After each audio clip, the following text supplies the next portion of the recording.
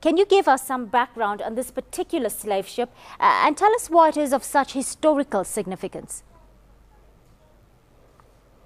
This particular ship, as you already indicated, was one of the earliest vessels to go and purchase slaves in Mozambique for the plantations in Brazil. And what we found out so far is that she, was carrying quite a lot of slaves for a small vessel, it's important for us because it's the first time that anyone has looked archaeologically at a shipwreck that has had slaves on it at the time it was wrecked.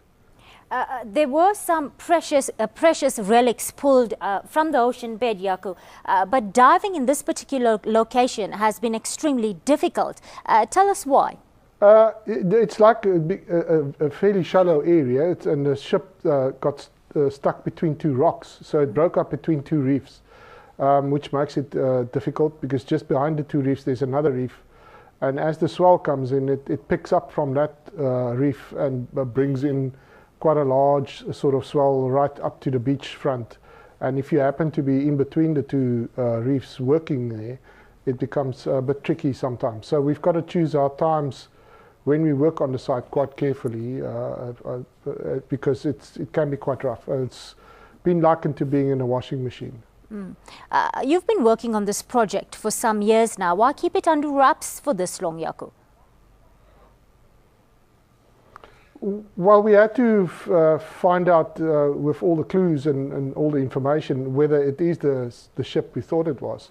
So we had to be certain that this is the vessel before we make announcements like these. And how did you piece it all together and confirm that this was indeed the ship that you were looking for?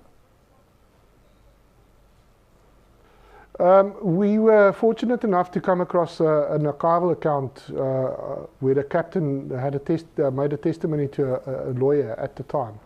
And in this account he gives us a blow-by-blow account of what happened. And that led us to the area where the shipwreck is currently. When we dived on the wreck, we found the artifacts that we found was consistent with the time period.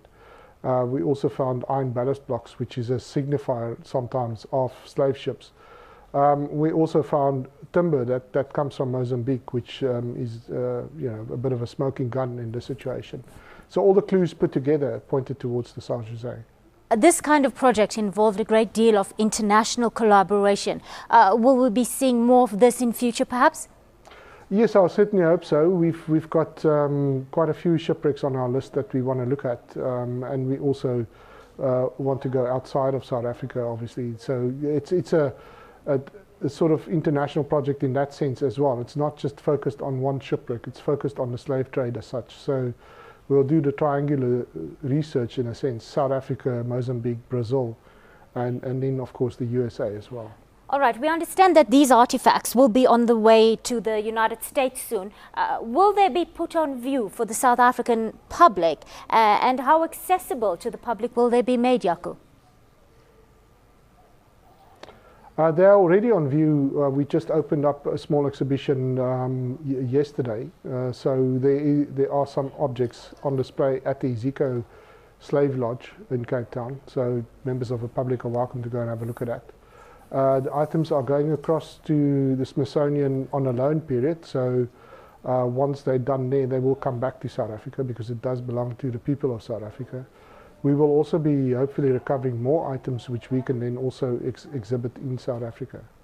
Thank you, Jaco, for your time on the PM News Desk. It was a pleasure chatting with you. That was Jaco Boshoff. He's the maritime archaeologist at Iziko Museums of South Africa and coordinator of the Slave Wrecks project.